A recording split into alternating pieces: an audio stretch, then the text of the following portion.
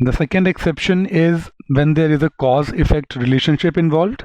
So the concept is that when there is a cause-effect relationship and you have a sentence in which one part of the sentence talks about the cause, see this is entire the cause, and then there is a comma very importantly, and then the other part is the effect.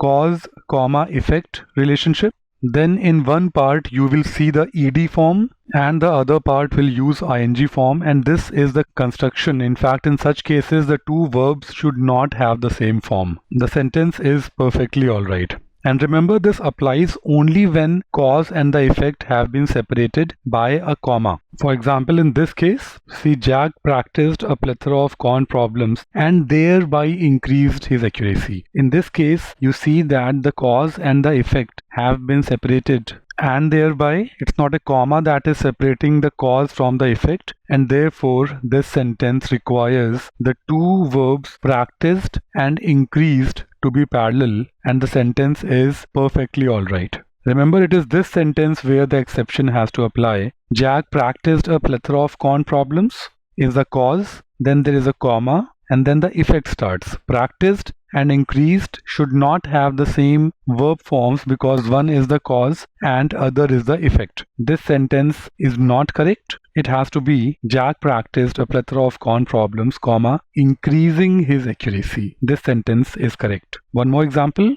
Please pause the video, do it yourself. Scientists have discovered a formula putting an end to the epidemic. Scientists have discovered a formula is the cause, putting an end to the epidemic is the effect, and therefore the sentence is perfectly alright. Remember, it can be the other way around also, that cause may have the ing form and then the effect must have the ed form. So discovering a formula, scientists have put an end to the epidemic. This sentence is also perfectly alright. Similarly, in the last example also, the sentence could have been practicing a plethora of cont problems, comma, Jack improved his accuracy. That sentence would also be perfectly alright.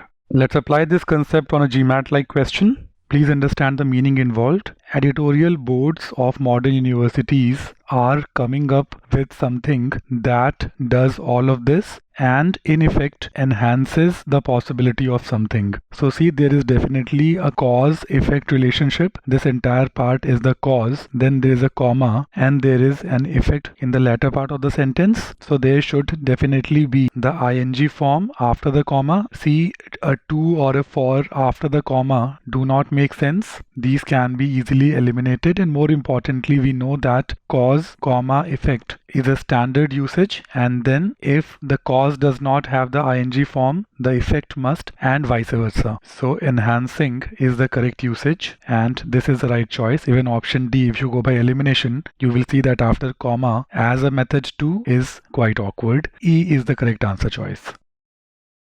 This was the concept, guys. GMAT shorts are deliberately kept brief. For an elaborate explanation, please refer the stage 1 videos. Thanks for watching.